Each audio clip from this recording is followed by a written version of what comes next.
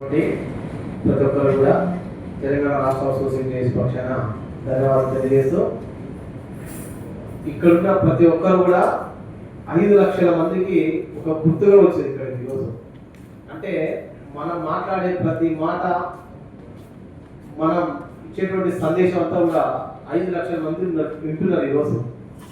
కాబట్టి మన సందేశం 5 లక్షల మందిని మేల్కొనే విధంగా ఉండాలని కూడా నేను అందరినీ కోరుకుంటున్నా. ఎందుకంటే కొంతమంది ఇక్కడ చాలా దూరం ప్రయాణంలో చేయలేకపోవచ్చు, ఆర్థిక సమస్యల నుంచి అంతా రాలేకపోవచ్చు. కానీ వచ్చిన ప్రతి నాయకులు కూడా, వచ్చిన ప్రతి సంఘానికి కూడా మీరు నాయకులే కాబట్టి ఇంకెవరైనా మాట్లాడాలనుకుంటే కూడా సమస్యని కానీ ఏ విధంగా పరిష్కరించుకున్నాం, ఏం చేద్దామనే దాని మీద ముఖ్యంగా మాట్లాడాను. ఎవరైనా కానీ ఏ నాయకులైనా కానీ ఏం చేద్దాం, ప్రభుత్వం మీద ఒత్తిడి తీసుకురావడానికి ఏం చేద్దాం. మొన్న ఈ మధ్య మన ముఖ్యమంత్రి గారితో మీటింగ్ కూడా జరిగింది, ఉద్యోగ సంఘాలతో. మన రాష్ట్ర జేసీ నాయకులు కూడా పోవడం జరిగింది. ముఖ్యమంత్రి గారు మాత్రం చాలా స్పష్టంగా చెప్పడం జరిగింది. అక్కడ చిరు ఉద్యోగులకు అన్యాయం జరుగుతుంది, వాళ్ళు ఖచ్చితంగా న్యాయం చేయాలనే మాట స్పష్టంగా వినబడడం జరిగింది. కానీ అక్కడికి తీసుకెళ్ళడానికి సరైన వేదిక లేకపోతే మనం జరుగుతున్న అన్యాయంగా భావించాలి మొట్టమొదటిసారిగా. కాబట్టి ఆ బాధ్యతను కూడా మనందరం కూడా తీసుకొని ఈ సమస్యని మనం ఏదైతే గత 3 సంవత్సరాలు జరుపుకుంటున్నామో ఆ సమస్య నెరవేర్చే విధంగా కూడా తొందరలోనే మనం ఆ వేదికను ఏర్పాటు చేసి ముఖ్యమంత్రి గారిని తీసుకెళ్ళాలి. వాస్తవానికి ఏం జరుగుతుందంటే ఇప్పటికే 3 సంవత్సరాల కాల పరిమితి దాటిపోయింది. మరి ప్రభుత్వం ఇప్పటికైనా ఇప్పుడు 31 వరకు వాస్తవానికి ఏజెన్సీలు రద్దయి, ఎట్టి పరిస్థితుల్లో ఏజెన్సీలను తీసుకురాకుండా కోసం మనం ఉద్యమంలా ఉండాలి. ఇప్పుడు దానికోసం మనం ఢిల్లీలో కూడా జంతర్ మంతర్ దగ్గర మొట్టమొదటిసారిగా అవుట్సోర్సింగ్ ఉద్యోగస్తులం ధర్నా కూడా చేయడానికి సిద్ధంగా ఉన్నాం. అలాగే జూన్లో కూడా మనం తెలంగాణ ఉద్యమంలో కనుక మనం మిలియన్ మార్చ్ అయితే ఏ విధంగా సకల జిల్లాంతా కలుపుకొని మిలియన్ మార్చ్ చేసినామో, ఉద్యోగ సంఘ నాయకులు అందరూ కూడా దీన్ని ఒక ఉద్యమంలాగా తీసుకొని జూన్లో కూడా మన పరిష్కరించక ఏజెన్సీని రద్దు చేయకపోతే నెల మాత్రం అంతటి మహా ఉద్యమాన్ని కూడా అందరం కూడా ముందు ఉండడానికి సిద్ధంగా ఉండాలని కోరుకుంటున్నా. అంత ఇంకెవరైనా మాట్లాడతారంటే మాట్లాడే నాయకులు సురేష్ గారు. ఇది మామూలు ట్విట్టర్ అకౌంట్లో పెట్టడానికి ఒక లెటర్ తయారు చేశాండి. ఒకేసారి 5 లక్షల మంది అవకాశం ఉంటే 5 లక్షల మంది ఏంటి 10 లక్షల మంది అవకాశం ఉంటే 10,000 మంది ఉంటే 10,000 మంది. ట్విట్టర్ అకౌంట్లో అన్ని రాష్ట్ర మంత్రివర్గానికి మొత్తానికి రాహుల్ గాంధీ గారికి కూడా ఒక లెటర్ తయారు చేశాను. పైన పేరు ఒకటి మార్చండి, కింద మీ అడ్రస్ మార్చుకోండి. కింద అడ్రస్ ఇక్కడ నాది లక్ష్మణ్ పెట్టాను, కింద ఈ 2 మార్చుకోండి. అందరికి ఇస్తాను ఆ లెటర్, గ్రూప్లో పెడతారు. పైన మార్చుకొని ఎడిట్ చేసేసి అది పెట్టేసేసి ట్విట్టర్ అకౌంట్లో పెట్టేసాయి. ఒక్కసారి అందరూ ఒకేసారి 5 లక్షల మంది ఉత్తరాల దాడి ఉత్తమమైన దాడి ట్విట్టర్ అకౌంట్ తోటి చిన్న పెట్టి ఉంటుంది కదా, దాంట్లో కోత పెడతా ఉంటే క్విక్ అంటే అంత ఒక దారికే వస్తారు. ఏదో చిన్న ప్రయత్నం చేయటమే అన్న ఇది తర్వాత పెట్టేసారు. సరే మనందరం గట్టిగా సుధాకర్ నాకు గట్టిగా సఫలం అవుతాం. ఎందుకంటే నాటి జేఏసీ ఏర్పడ్డ కాంచి కూడా ఎక్కడ ఏ ఉద్యమం జరిగినా, ఏ మీటింగ్ జరిగినా, మామూలు మీటింగ్ పెట్టి కూడా అన్న స్వచ్ఛందంగా రావడం జరిగింది. అంటే ఉద్యమం అనేది ఒక నాయకుడు లక్షణాలలో మొట్టమొదటి. ఎందుకంటే పిలవాలి, పిలిస్తేనే రావాలనేది కాదు ఇది. ఎందుకంటే అందరం కలిపి చేస్తేనే అయ్యే ఉద్యమం ఇది. కాబట్టి ఒక్కసారి మనందరం నిజంగా మీకు ప్రత్యేకంగా ధన్యవాదాలు తెలియజేస్తున్నాను నేను. అలాగే మనం ఏ ప్రోగ్రామ్ పెట్టినా కూడా, ఎక్కడ ఎటువంటి మీటింగ్ జరిగినా కూడా మనకు ఈరోజు కాదు కొన్ని 100 సంవత్సరాల నుంచి కూడా కార్మిక లోకానికి అండంగా ఉన్నటువంటి సంస్థ ఏఐటీసీ సంస్థ మనందరూ కూడా తెలిసిందే. ఈరోజు కూడా హాస్పిటల్లో కానీ, మున్సిపాలిటీలో కానీ, ఏ డిపార్ట్మెంట్లో కూడా ఏ సమస్య వచ్చినా కూడా వారు అండగానే ఉన్నారు మనకి ఎప్పుడు కూడా. అట్లనే ఈ వేదిక ద్వారా అన్నవాళ్ళు కూడా ఒక చిన్న మనగన, మనం ఎట్టి పరిస్థితుల్లో ముఖ్యమంత్రి గారి దృష్టికి అందరం కలిసి అందరం సంఘ నాయకులు అందరం కూడా కలిసి ఒక సమయం తీసుకొని వెళ్దామన్నా ఈ యొక్క మీటింగ్ ఉద్దేశించి ఏపీసీ నాయకులు నరసింహని మాట్లాడవలసిందిగా కోరుకుంటున్నాం.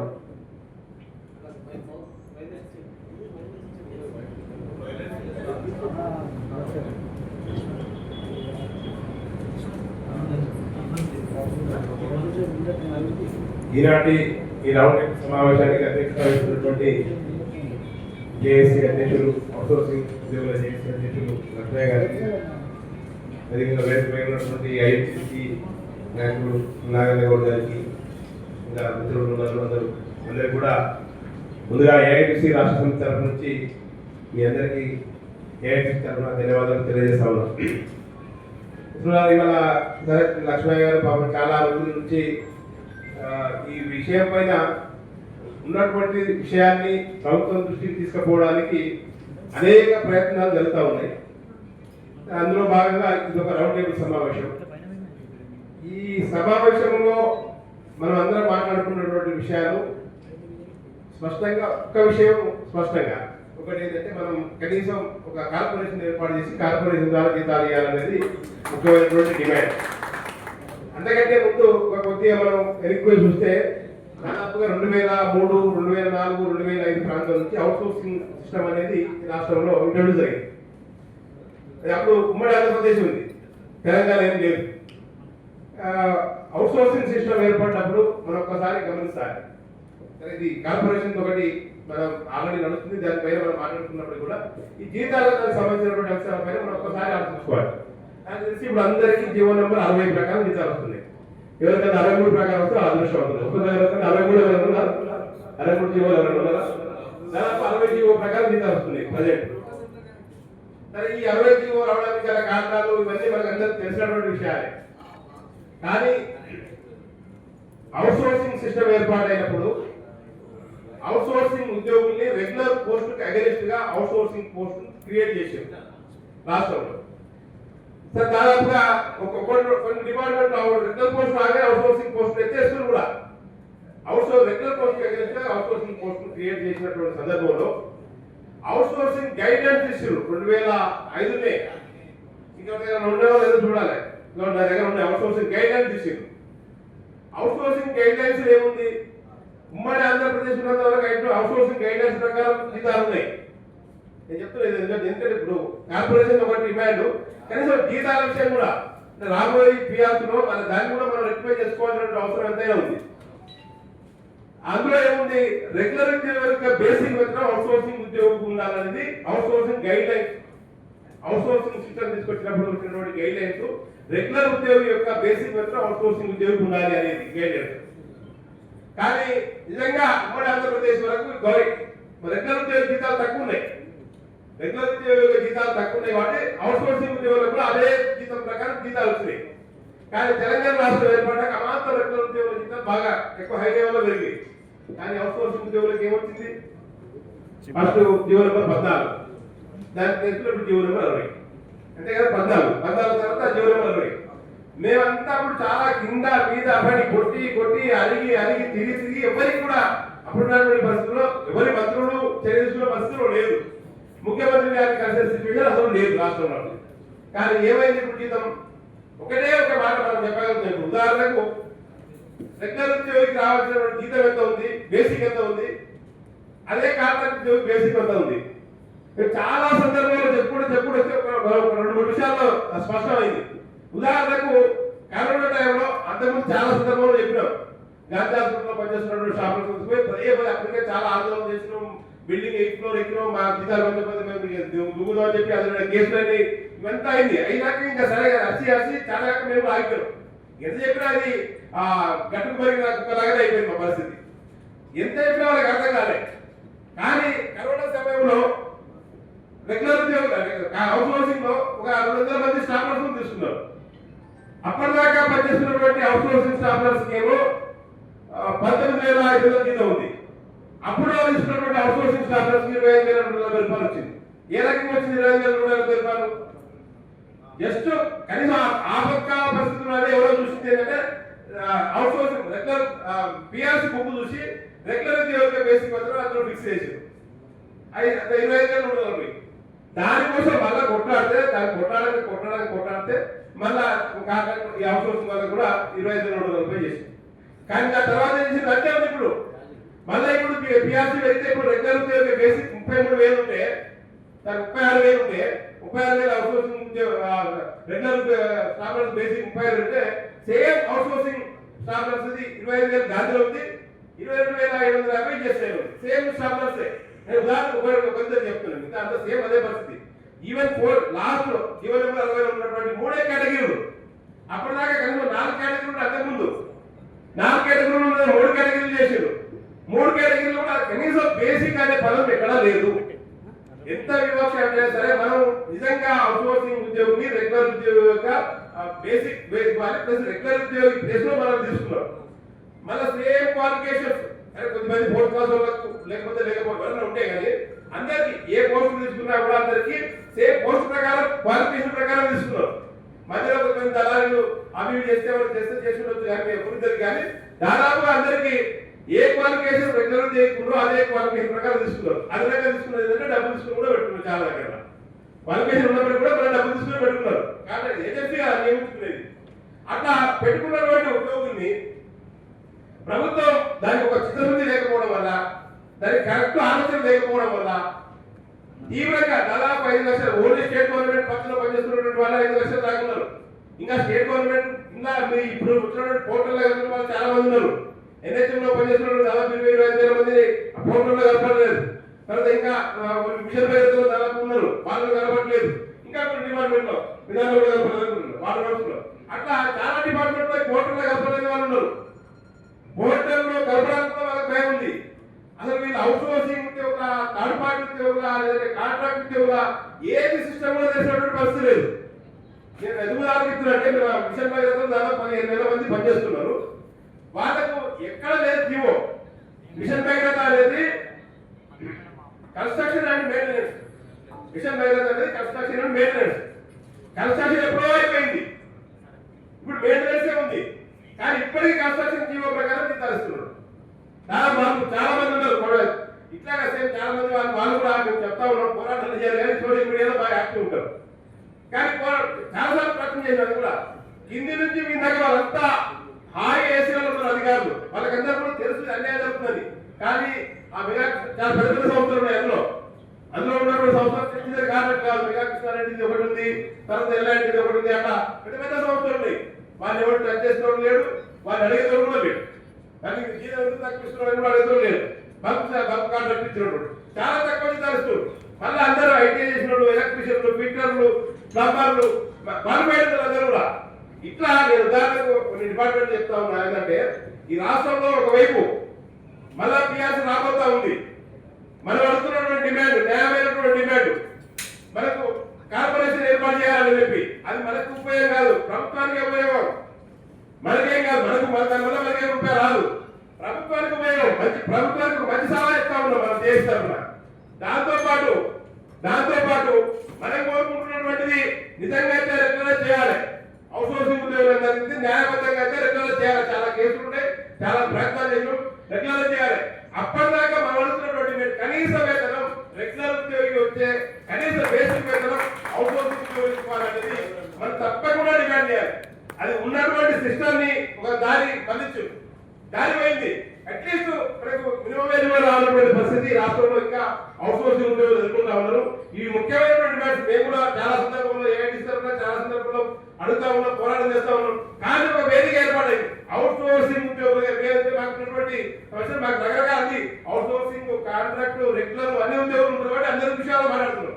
స్పెసిఫిక్ గా అవుట్సోర్సింగ్ ఉద్యోగుల కోసం ఒక ప్రయత్నం, ఒక వేదిక ఏర్పాటై నడుస్తూ ఉంది. కాబట్టి మేము దీన్ని అభినందిస్తూ దీని ద్వారా ప్రభుత్వానికి ఎంత అన్యాయం జరుగుతూ ఉంది, అవుట్సోర్సింగ్ రంగంలో పనిచేస్తున్నటువంటి ఉద్యోగులకు ఎంత అన్యాయం జరుగుతుంది. ఒకవైపు ఇంకా చాలా సందర్భాలు ఇప్పుడు క్రాంతి ఉన్నాడు. జనవరి 1 ఒక ఏజెన్సీకి కాంట్రాక్ట్ ఇచ్చిండు. 4 ఏజెన్సీలు, 5 ఏజెన్సీలు, 3 ఏజెన్సీలు టేకప్ చేసినాయి, 2 ఏజెన్సీలు నేను తీసుకోవాలి. ఈఎస్ఆర్ సేమ్ కాంట్రాక్ట్ అట్లాగే వాళ్ళ గీతాలు 5 నెలల నుంచి గీతాలు లేవని వాళ్ళు పోనీ గడపలేదు. ఇప్పటికీ కలెక్టర్ ఆఫీస్ ప్రతి సోమవారం విధంగా వాళ్ళు పోవాలి, సోమవారం కలెక్టర్ ఆఫీస్ పోవాలి. ఎందుకంటే కారణానికి కలెక్టర్ ఆఫీస్ పోతా ఉన్నారు, డిఓ ఆఫీస్ పోతా ఉన్నారు, ఎంప్లాయ్మెంట్ ఆఫీస్ పోతున్నారు, అందరూ అడుగుతా ఉన్నారు. అవునా అయ్యో ఎట్లా జరిగిందా, మీకు అన్యాయం జరిగింది కదా, ఎట్లా అయ్యాలి, మనకేం తెలుసు. మనం కార్మికుల ఉద్యోగులంతా ఎంతమంది మన పని ఏంటండి, మనకి ఏ అడవి బిల్లు పెట్టుకోవాలా, ఏడవై మన కాంట్రాక్ట్ రెగ్యులర్ చేసుకోవాలని మన పని. అది మనకు తెలుసా ఆ విషయాలన్నీ కూడా. అవుట్సోర్సింగ్ ఉద్యోగం తెలుసా, అది ప్రభుత్వం చేయాల్సినటువంటి పని. ప్రభుత్వం చేయాల్సిన పని కూడా చేయకుండా మన బిల్లు రాలేదు, మీ బిల్లు అందరూ పెట్టలేదు, మీరు పోయి కలెక్టర్ ఆఫీసుకోండి, మీరు పోయి డిఓ ఆఫీసుకోండి, ఇట్లాంటివన్నీ కూడా సలహా చెప్తాం. ఇట్లా తిరుగుతా ఉన్నారు. అంటే ఇంకా కూడా ఇప్పటికి కూడా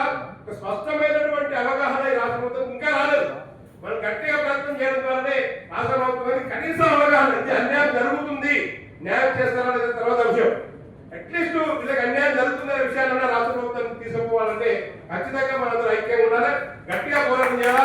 సర్కారు మాత్రం విషయాలు రాష్ట్ర ప్రభుత్వానికి తెలియజేయడానికి ఆస్కారం ఉండదని చెప్పి తెలియజేస్తూ ఈ పోరాటంలో, ఎందుకంటే నేను నిత్యం నేను ఏఐటీసీకి రాష్ట్ర ప్రధాన కార్యదర్శి అయినా కూడా నేను చూస్తున్నంతా కూడా మొత్తం అవుట్సోర్సింగ్ ఉద్యోగుల్ని. కాంట్రాక్ట్ ఎవరు లేరు ప్రజెంట్, అందరూ అవుట్సోర్సింగ్ ఉద్యోగులు. అవుట్సోర్సింగ్ లో రకరకాల థర్డ్ పార్టీ ఏజెన్సీ, ఇంకో రకమైన ఏజెన్సీ, రకరకాల కన్జర్వేన్సీ కాంట్రాక్ట్ అంటారు, యాక్టివిటీ కాంట్రాక్ట్ అంటారు. ఇట్లా అవుట్సోర్సింగ్ దాంట్లో కూడా ఇందులో కూడా తీరిక వల్ల ఇట్లా రకరకాలుగా ఉన్నాయి. కాబట్టి ఈ పోరాటంలో మనకు న్యాయం జరగడానికి ఖచ్చితంగా మేము మా వంతుగా ఏఐటీసీగా మీకు అండదండగా ఉంటాం. మా తరఫున మేము పోరాటం చేస్తుంటే ఈ జేఏసీ కూడా మా సపోర్ట్ పూర్తిగా ఉంది. మీకు జీతాలు పెరగడానికి, మన అనుకున్నటువంటి డిమాండ్ సాధించడానికి మా వంతు ప్రయత్నం కూడా చేస్తామని చెప్పి తెలియజేసి అవకాశం అందరూ కూడా ధన్యవాదాలు ముగిస్తున్నాం. థ్యాంక్ యూ థ్యాంక్ యూ అన్న. ఒకసారి గట్టిగా చెప్పాలి పెట్టిన మన అందరికీ ఎప్పుడు కూడా ప్రతిసారి కూడా అన్ని సిచ్యువేషన్ లో కూడా ఏ కార్యక్రమం పెట్టినా కూడా మనకు బగిన తప్ప మద్దతు తెలుస్తూనే ఉంటూ, ఇప్పుడు ఇందాక అన్నట్టు ఎక్కడైనా ఏ డిపార్ట్మెంట్ చూసుకున్నా ఎక్కడ చూసినా కూడా మొత్తం అవుట్సోర్సింగ్ ఉద్యోగస్తులే ఉన్నాం. అవుట్సోర్సింగ్ ఉద్యోగస్తులు అందరూ కూడా ఒకే తారీఖు మీద రావడం కోసమే ఈ జేఏసీ ఏర్పాటు చేయడం జరిగింది. రాబోయే రోజుల్లో ఖచ్చితంగా మన సమస్యని పరిష్కరించే విధంగా ముందుకెళ్ళామన్నా.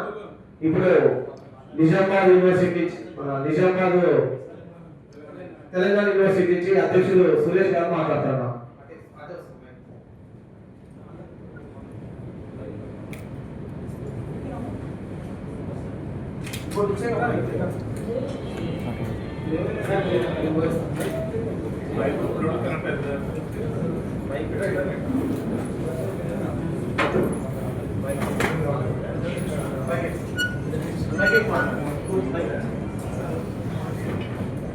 ధన్యవాదాలన్న.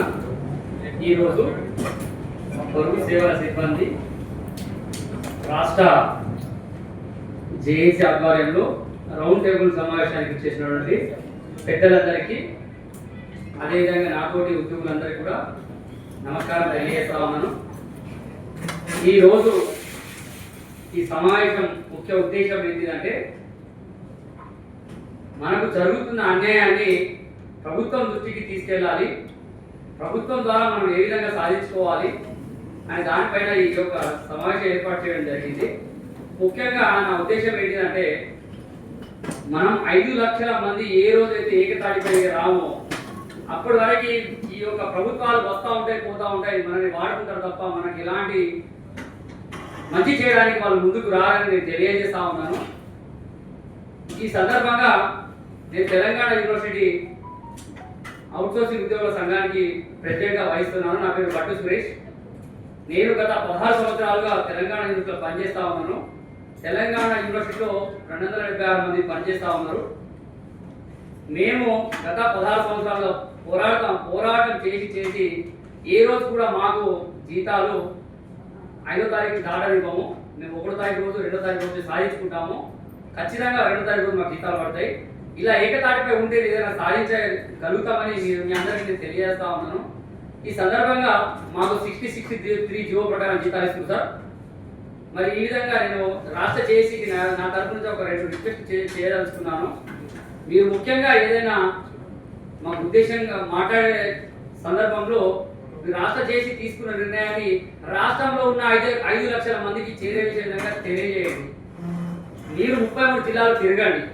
ముఖ్యంగా జిల్లాల ఉద్యోగులందరినీ ఏకతాటిపైకి తీసుకురండి. మేము ఈరోజు బయటికి రావాలంటే రావాలి అనే సందర్భం మీరు తీసుకొస్తేనే మనం ఏదైతే అనుకున్నామో ఆ రోజు ప్రభుత్వాలు దిగి వస్తాయి. మనం ఈరోజు ఇక్కడ నిర్ణయం తీసుకుంటామో, ఈరోజు ధర్నాకి రావాలంటే 5 లక్షల మంది రావాలంటే 50,000 మంది కూడా రాని పరిస్థితులు ఉన్నాము. ఎందుకు అంటే ఆ ఉద్యోగుల పైన చాలా ఒత్తిడి ఉంటుంది. ఆ ఒత్తిడిని మనం జయించాలి. ఏదైనా ఏ ఉద్యోగి ఏదైనా సమస్య వస్తే మనందరం అక్కడ వాలిపోయే విధంగా ఉండి వాళ్ళకి భరోసా ఇచ్చిన రోజే ఏదైనా ప్రభుత్వం నుంచి మనం సాధించుకుంటాం తప్ప అప్పటి వరకు ఉద్యోగం మన యొక్క ఆ ఏకతాటిపై లేనని రోజులు మనకు ఐక్యత లోపించింది. ఐక్యత ఉంటే ఏదైనా సాధించగలుగుతాం. దయచేసి మీ అందరికీ నేను రిక్వెస్ట్ చేస్తా ఉన్నాను. రాష్ట్ర ఉద్యోగులు 5 లక్షల మంది కూడా మనం ఏ రోజు అయితే ఇప్పుడు ఢిల్లీ ప్రోగ్రాం పెట్టుకున్నాం, ఢిల్లీలో కనీసం 1,00,000 మంది పోతేనే అక్కడ నుంచి ఏదైనా ప్రభుత్వాలు మనకు ముందుకు సాగుతాయి. కాబట్టి అప్పటి వరకు మనం ఏం సాధించలేదు. అదేవిధంగా సుప్రీంకోర్టు సమాన పనికి సమాన వేతనం ఇవ్వాలని ఆర్డర్ ఇచ్చింది. మరి సుప్రీంకోర్టు అత్యున్నత న్యాయస్థానం మనకు ఆర్డర్ ఇచ్చిన తర్వాత రాష్ట్ర ప్రభుత్వాలు పట్టించుకోవడం లేదు. మనం కూడా రాష్ట్ర చేసిన తరఫున సుప్రీంకోర్టుకు ఫీల్ అయ్యండి, అప్పీల్ చేయండి. మీరు ఇట్లా కొట్లాడండి, మీకు ఏదైనా సహాయం కావాలంటే అందరి దగ్గర సహాయం చేద్దాం, తీసుకుందాం. అంతేగాని మనం అందరం ఐక్యత ఉండాలి. మా తెలంగాణ యూనివర్సిటీ నుంచి మేము ఎలాంటి సహాయానికైనా సిద్ధంగా ఉన్నాం. మేము ఏ పోరాటానికైనా సిద్ధం ఉంటాం. మేము ఒక నిర్ణయం తీసుకుంటే 200 మంది రోడ్డు పైకి వస్తాం. అక్కడ అధికారులు మేము తప్ప అక్కడ రెగ్యులర్ ఉద్యోగులు 5 మంది. ఏ పని చేయాలన్నా మా అవుట్సోర్సింగ్ పని మన ఉద్యోగులే చేయాలి. అలాంటి సందర్భం ఉన్నది. మనం కూడా ఏకతాటిపైకి రావాలని ఆ ఉద్యోగం చేసి యొక్క రిక్వెస్ట్ ఏంటంటే, మేము కూడా ISTU సంస్థ ద్వారా మేము పనిచేస్తాం. ఇంకా రాజకీయ నాయకులను నమ్మకండి. ఈ రాజకీయ నాయకులు మనం ఒకటి మాట్లాడి మనం వెళ్ళిపోయిన తర్వాత వాళ్ళ యొక్క అధికార దహంతోనే మనల్ని వాడుకుంటారు తప్ప, మనం ఈ సార్లు వచ్చి ఈ సంఘ నాయకులను పట్టుకొని మనం ఏదైనా ప్రయత్నం చేస్తే ఆ యొక్క పోరాటంతో ముందుకు సాగుతాం. కానీ రాజకీయ నాయకులు ఎంతసేపు మనల్ని వాడుకుంటారు తప్ప మనం మంచి చేయడానికి ముందుకు రారు. కిరణ్ కుమార్ రెడ్డి గారు సీఎంగా ఉన్న రోజు సీఎం గారి దగ్గరికి మేము ఇంకా ఇద్దరు మాతో వచ్చిన తోటి ఉద్యోగులు కలిసినాం. మాకు ఈ సమస్య ఉంది సార్, మరి ఎట్లా ప్రయత్నం చేద్దామంటే, మరి మేమేం చేయాలా చూద్దామని చెప్పి, సరే ఆయన ఎక్కడ పోయేటప్పుడు కొత్త లేకుండా పోయారు. తర్వాత 10 సంవత్సరాలు మనం కలవని నాయకుడు లేదు. కేటీఆర్ని కలిసినాం, కవిత మేడంని కలిసినాం. ఈ రోజు కవిత మేడం పెద్దగా మాట్లాడుతూ మా దగ్గరకు వచ్చి అధికారంలో ఉన్న 10 సంవత్సరాలు ఒక 100 లెటర్లు ఇచ్చినాం. మేడం మా ఈ సమస్య ఉంది, మీరు పరిష్కారం చేయండి, మీ నాన్నగారికి చెప్పండి, మరి ఆయన దృష్టికి తీసుకెళ్ళండి, అది అవుట్సోర్సింగ్ రద్దు చేస్తామని చెప్పిండు. అధికారంలోకి వచ్చిండు, 10 సంవత్సరాలు అనుభవించారు మీరు, ఇంకెన్ని రోజులు మేడం అని చెప్తే మొన్న మీటింగ్ వచ్చి తప్పైపోయిందండి. అధికారం అనుభవించారు, 10 సంవత్సరాలు మీ అధికారం అనుభవించిన తర్వాత ఇప్పుడు మీరు మాకు తప్పైపోయిందంటే మేము ఏ విధంగా నమ్మలేదు. మీరు రేపు అధికారంలో వస్తే చేస్తారని గ్యారంటీ ఉంది. అదేవిధంగా 10 సంవత్సరాలు గడిచిపోయింది. ఈ 5 సంవత్సరాల ముందు రేవంత్ రెడ్డి గారు సార్ గారు సీఎం గారు ఈరోజు పాదయాత్ర చేసినప్పుడు బట్టి గారిని ఈ సీఎం గారిని ఆదిలాబాద్ నిర్మల్ బాన్సాడ పోయి రిక్వెస్ట్ చేసినాం, ఈ అవుట్సోర్సింగ్ విధానం రద్దు చేయండి సార్, మాకు కాంట్రాక్ట్ లేకపోతే మాకు టైం స్కేల్ సమాన పనికి సమానంగా ఇప్పించండి అంటే, మేము అధికారంలో రాగానే ఇవన్నీ ఏమి ఉంచాము, మీ అందరూ మీరు టెన్షన్ పడకండి అని చెప్పి ఈరోజు మా దగ్గర నుంచి ఓట్లు దండుకున్నారు. ఈరోజు అధికారం ఎక్కారు. ఈరోజు ధర్నా చేస్తే అరెస్ట్ చేసే పరిస్థితులు వస్తుంది. అధికారం నమ్మద్దు. మనం సొంత ఎజెండాతో మన యొక్క పోరాటంతోనే ముందుకు సాగుతేనే ఇవన్నీ పరిష్కారం అవుతాయి తప్ప ఎవరికి భయపడద్దు. భయపడ్డా ఈ 5 లక్షల మంది ఇక్కడ ఉద్యోగుల ప్రాబ్లం వస్తే 5 లక్షల మంది అక్కడ వాడే విధంగా మనం ఉండాలి తప్ప, ఎవరికైనా ప్రాబ్లం వస్తే అబ్బా మనకేంది లేదు, మనమే చేస్తాం అక్కడ అని అనుకుంటున్నారు. కాబట్టి వాళ్ళు మన నెత్తి వేసి కూర్చుంటున్నారు. కాబట్టి దయచేసి మా తెలంగాణ యూనివర్సిటీలో ఏదైనా ఉద్యోగికి ఎంప్లాయ్కి ఏదైనా చనిపోయితే ఆ ఉద్యోగి యొక్క కుటుంబంలో మేము ఉద్యోగం ఇప్పిస్తున్నాం. ఆ యొక్క ఉద్యోగ సంఘాలుగా మేము ఉద్యోగం ఇప్పిస్తున్నాం. కుటుంబ సభ్యులకు భరోసా ఇస్తున్నాం. ఇలా మీరు భరోసా ఇస్తే రాష్ట్ర చేసి ఉద్యోగులు ప్రతి జిల్లా తిరిగి అందరినీ ఏకీతాటికి తీసుకొచ్చి అసెంబ్లీ సమావేశాలు అసెంబ్లీ కూడా 5 లక్షల మంది ఆ రోజున ప్రభుత్వాలు దిగి వస్తాయి. కానీ అప్పటి వరకు మన సమస్య పరిష్కారం కాదు. అప్పటి వరకు ఏకతాటిపైకి తీసుకురాని రోజులు మనం ఏ సమస్య పరిష్కారం చేయలేం. కాబట్టి దయచేసి మీరు కూడా గమనించండి. ఈ 5 లక్షల మంది ఉద్యోగులకి ఏకతాటిపైకి తీసుకొచ్చి సమాన పనికి సమాన వేతనం లేదా రెగ్యులరైజ్ చేసే వరకు మనం పోరాటం చేయాలని నేను కోరుతా ఉన్నాను. నాకు ఈ అవకాశం ఇచ్చిన ఈ యొక్క రాష్ట్ర చేసి నాయకులకి ధన్యవాదాలు తెలియజేస్తూ ముగిస్తా ఉన్నాను. థ్యాంక్ యూ అన్న. ఇంకెవరన్నా మన నాయకులు ఇంకెవరన్నా మీరేనా? సూర్యాపేట జిల్లా అధ్యక్షులు అశోక్ గారు మాట్లాడతారు.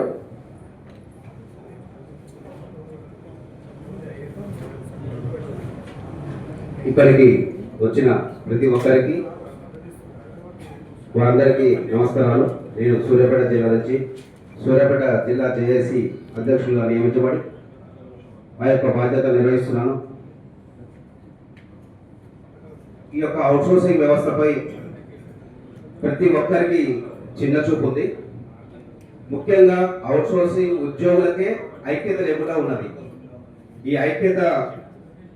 ఈ అవుట్సోర్సింగ్ ఉద్యోగి ఒక అధికారి దగ్గర పనిచేసేటప్పుడు వారికి కొంత ఇంపార్టెన్స్ జరుగుతుంది.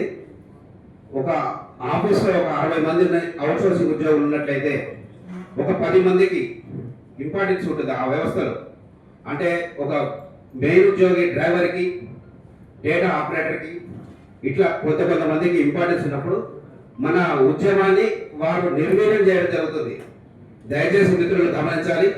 మనం ఒక రాష్ట్ర జేఏసీ అధ్యక్షుడు ఒక నిర్ణయం మేరకు ఒక పోస్టర్ విడుదల చేసినప్పుడు ప్రతి ఒక్క అవుట్సోర్సింగ్ ఉద్యోగి దాని స్టేటస్ రూపంలో కానీ సోషల్ మీడియాలో కానీ విడుదల చేయమని చెప్తున్నాం. కానీ ఏ ఒక్క ఉద్యోగి కూడా దాన్ని విడుదల చేయడం లేదు. కనీసం ఆ యొక్క వ్యక్తి స్టేటస్ కూడా పెట్టడం లేదు. అంటే మనలో మనకే ఫస్ట్ ఐక్యత లేదని మనకు అర్థమవుతుంది. దయచేసి మిత్రులారా, ఈ యొక్క ఉద్యమం ఒక వ్యక్తి గురించి కాదు, ప్రతి ఒక్కరి మన యొక్క అవుట్సోర్సింగ్ ఉద్యోగులు, తెలంగాణ అవుట్సోర్సింగ్ ఉద్యోగులు 5 లక్షల మంది కోసం ఈ ఉద్యమం ఏర్పాటు చేయడం జరుగుతుంది. దయచేసి మిత్రులారా, ఒకటి మాత్రం గుర్తించండి, వ్యవస్థలో పనిచేసే కొంతమంది మన అవుట్సోర్సింగ్ ఉద్యోగులే చీడ పురుగుగా ఉన్నారు. ఆ చీడ పురుగులని ఫస్ట్ తరిమి వేద్దాం. తరిమి వేసిన తర్వాత ప్రతి ఒక్కరు ఐక్యమైతే ప్రతి ఒక్క 10% అవుట్సోర్సింగ్ ఉద్యోగులు ఇబ్బంది పడతారు. ఆ 10% కూడా ఇబ్బంది లేదు. ఎందుకంటే వాళ్ళకి వచ్చే పైసల కోసం వారు ఆలోచించి మన ఉద్యమాన్ని నిర్వీర్యం చేయడం జరుగుతుంది. దయచేసి మిత్రులారా గమనించండి. ప్రతి ఒక్క ఉద్యోగులు అంటే వేరు ఉద్యోగులు ఇప్పుడు ప్రతి ఒక్కరు సాధించుకుంటారు. మన ఆర్టీసీ వారైతే ఈ విధంగా ప్రతి ఒక్క ఉద్యోగం సాధించుకుంటారు. కానీ మన అవుట్సోర్సింగ్ వ్యవస్థ వచ్చే పెద్ద సంఖ్య మనది. కానీ మన సమస్యలు మాత్రం ముందుకు పోవడం లేదు. కనీసం జీతం విషయంలో కూడా ఒక అడుగు ముందుకేసింది లేదు. ఇందాక సోదరుడు మనం మాట్లాడడం ఉమ్మడి ఆంధ్రప్రదేశ్లో ఉన్న జీతం మాత్రమే ఇప్పటికి కూడా అదే అమలు అవుతుంది. దయచేసి గుర్తించండి, మన అవుట్సోర్సింగ్ ఉద్యోగికి ప్రతి ఒక్కరికి ఎడ్యుకేషన్ ఉంది, సత్తా ఉంది, పనిచేసే దమ్ము ఉంది. కానీ జీతం కాడికి వస్తానికి మినిమం మనం జీతం తీసుకోలేకపోయే పరిస్థితి. మన ఇంట్లో ఒక చిన్న రిపేర్ వస్తే వానికి ఒక 1000 రూపాయలు ఇవ్వాల్సిన పరిస్థితి. మనం ఇంటికి పోయేసరికి సాయంత్రానికి 450 రూపాయలు 500 రూపాయలు మాత్రం మనం సంపాదించడం జరుగుతుంది. ఒక వ్యక్తి మన ఇంటికి వచ్చి పని చేస్తే వానికి 1000 రూపాయలు ఇవ్వడం జరుగుతుంది.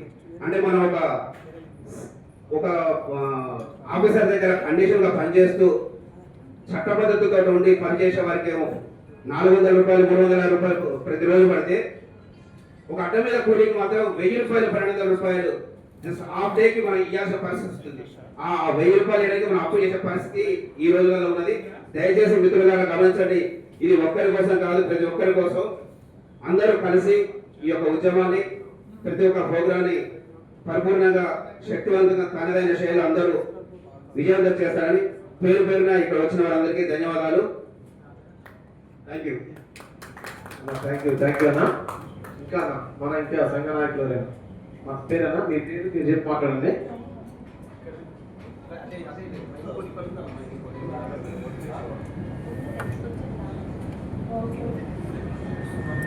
హలో, తెలంగాణ అవుట్సోర్సింగ్ ఉద్యోగుల జేసీ కమిటీ వారికి మరియు అక్కడ చేసిన వివిధ జిల్లాల అవుట్సోర్సింగ్ అధ్యక్షులకు అందరికీ నా యొక్క హృదయపూర్వక ధన్యవాదాలు.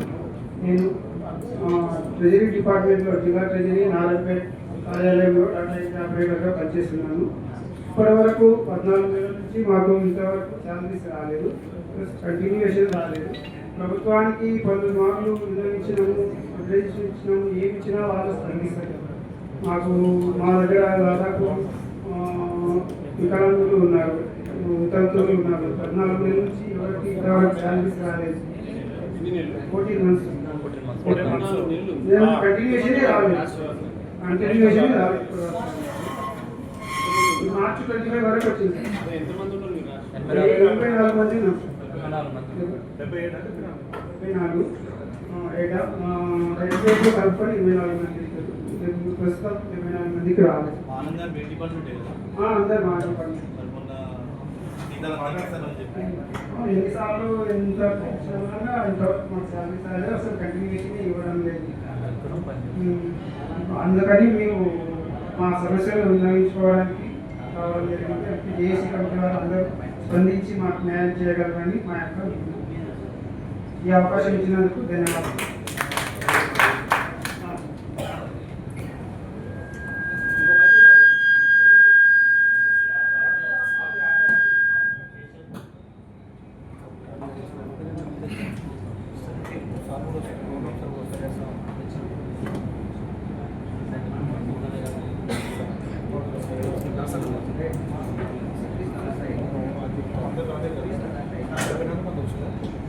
తెలంగాణ జనసమితి హైదరాబాద్ అధ్యక్షులు నర్సన్న గారిని మాట్లాడవలసిందిగా కోరుకుంటున్నాం. సభాధ్యక్షులు లక్ష్మయ్య గారు, వేదికను అలంకరించిన బీసీ సంక్షేమ తెలంగాణ బీసీ సంక్షేమ సంఘం జాతీయ నాయకులు బుజ్జ కృష్ణ గారు, మరి అవుట్సోర్సింగ్ ఉద్యోగుల జేఏసీ రాష్ట్ర నాయకులకి ప్రతి ఒక్కరికి పేరు పేరున ధన్యవాదాలు తెలియజేస్తూ, ముఖ్యంగా ఈరోజు అవుట్సోర్సింగ్ ఉద్యోగుల జేఏసీ ఆధ్వర్యంలో మీరు చేస్తున్న పోరాటానికి మొదటి నుంచి తెలంగాణ జనసమితి పార్టీ కోదండరామ్ గారి నేతృత్వంలో మీకు సంపూర్ణ మద్దతు తెలియజేస్తుంది. మొదటి నుంచి మీరు ఏదైతే డిమాండ్లు చేస్తున్నారో సమాన పనికి సమాన వేతనం, అదేవిధంగా అవుట్సోర్సింగ్ ఉద్యోగులకి ఏజెన్సీలను రద్దు చేసి ప్రభుత్వమే నేరుగా కార్పొరేషన్ ద్వారా శాలరీస్ని ఇవ్వాలనే ప్రధాన డిమాండ్ ఉందో, దీనిపై ప్రభుత్వానికి ఎలాంటి అదనపు భారం పడటం లేదు. పక్క రాష్ట్రమైన ఆంధ్రప్రదేశ్లో మరి ఏజెన్సీ వ్యవస్థని రద్దు చేసి ప్రభుత్వమే నేరుగా వేతనాలు చెల్లిస్తుంది అని మనం మొర్రాన్ని మొత్తుకున్నప్పటికీ ప్రభుత్వంలో అధికారులలో ఎలాంటి చలనం కల్పించట్లేదు. దీనికి ప్రభుత్వం ఎందుకు ఏజెన్సీలను రద్దు చేయడం అనేది నేను గత ఇందిరా పార్క్ మీరు నిర్వహించిన మహాధర్నాల్లో కూడా ఈ అంశాన్ని లేవనెత్తాను.